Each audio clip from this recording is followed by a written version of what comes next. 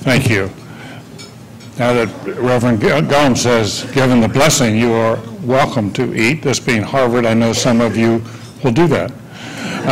But we want to say a few more words before we start, and then General Petraeus is going to be speaking to us in a while, recognizing we need to move along because he very kindly broke his schedule to come here today. He has to get back to Washington tonight because he has to testify tomorrow morning.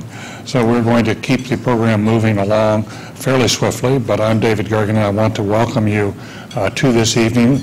Most of you here, I think, and I hope, have had a chance already to partake in these celebrations of our veterans, but if not, welcome this evening.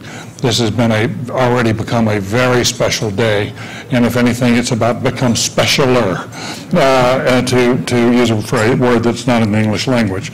But I wanted to, as we begin, we are not only thanking and giving tribute to our military veterans today with a special ceremony, but there are others who should be thanked as well.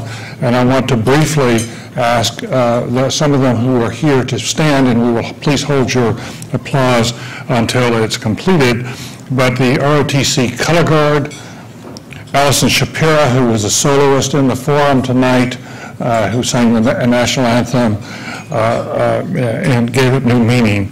Jonathan Blum, who is our bagpiper. Isn't it wonderful to have a bagpiper here? We are thankful to the Harvard Jazz Collective, to Master Sergeant Beverly Persico, who is a bugler, to Reverend Peter Gomes, who is, as you know, one of the best preachers in the world, but he was also at the Memorial Church, where Mara Sullivan said today and took note of the fact that the following from Harvard have their names. They're carved into the walls. If you have not been to Memorial Church, it seemed like half of Cambridge and Boston was there for Easter, but come back on other occasions to hear Reverend Gomes and to see those, and it is, after all, a memorial church that was built after World War I as a memorial to the fallen men and women of Harvard in that war. Obviously to our guest of honor, General Petraeus, and to his son, Stephen, whom, as you heard tonight, is at MIT and will be shortly joining the Rangers and heading toward Afghanistan. I cannot say enough as well about our team from the Center for Public Leadership, led by Donna Calico, who has just really pulled together superbly in the last days and weeks, really, working with the student veterans. So many of the student veterans joined in this, and you'll be hearing from some of them in the toast tonight. But together, it was a marvelous team effort of the kind that General Petraeus described so well at the forum. But Paula Pelican, Jody Sharp, I always stumble over that, Patrick McKiernan, and to so many others. Thank you for what you have done. We are grateful as well to those who have participated in the Defense Leadership Project, a project led by our student veterans. They've been meeting regularly over in recent months, this dates all the way back to last year, to write a report on transforming the national security culture. That report was published yesterday, as Paulina has been helping to guide it to final publication.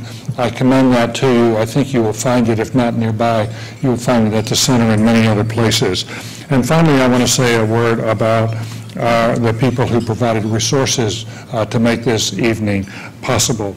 You should know that this whole idea was hatched about having this tribute. It was hatched in the home of Karen and Dick Krasno, who were in Chapel Hill, and their son Peter Dixon was graduating. Rod Barcott, who was here at the County School and Business School, was there. They were good friends from Chapel Hill. And at that, I happened to be there for this evening's festivities, the night before graduation. And I mentioned to Don Dixon, an old friend, that it would be wonderful to find ways to honor the veterans at Harvard. And he said, I'll tell you what, you organize a dinner and I'll pay for it. And I think he expected about 5 or 6 people to get together. Little did he understand that when the Harvard gets a hold of an idea, they try to go big. And it has mushroomed, of course, as you can imagine.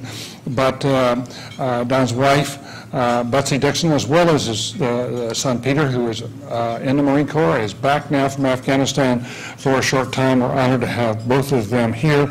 They have been benefactors for this occasion. As de Krasno is head of the Keenan Foundation, and the Keenan Foundation has very kindly helped to support this.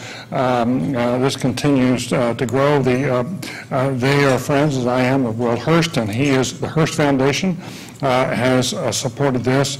Kenneth and Tammy Fisher. And Ken Fisher is present with us tonight. And if you have not met Ken Fisher and do not know about the work of the Fisher Houses, you should. The Fisher Houses are now, there are some 50 around this nation, and they serve our wounded veterans and their families extraordinarily well. And we're very, very honored to have you here tonight, Ken. Thank you for what you have done.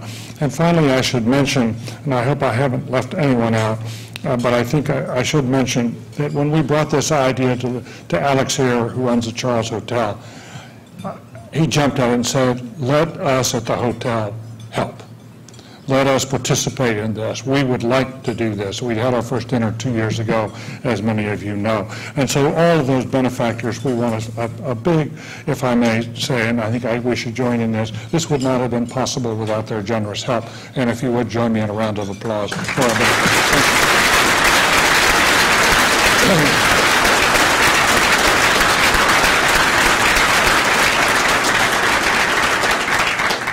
I should tell you, it's probably the last time Dick and Karen Krasno will have such a gathering in their house. They didn't realize what they were in for. But nonetheless, we were going to move on now. I'm going to step off, but if you'll hold it on the food just for a moment, we have a couple more things. We'll let you get to your food, and then we will all look forward to General Petraeus and understand that he is obliged to get underway here tonight. We want to make sure he has an opportunity to speak and then and be on his way, so we will not detain him. But thank you again for coming, and thank all of you who've made this possible. This has been, in my time here, however, this has been one of the most memorable and rewarding experiences I've had to participate in this, and it's because of all of you who have served and what we owe to you. So we thank you again. Thank you.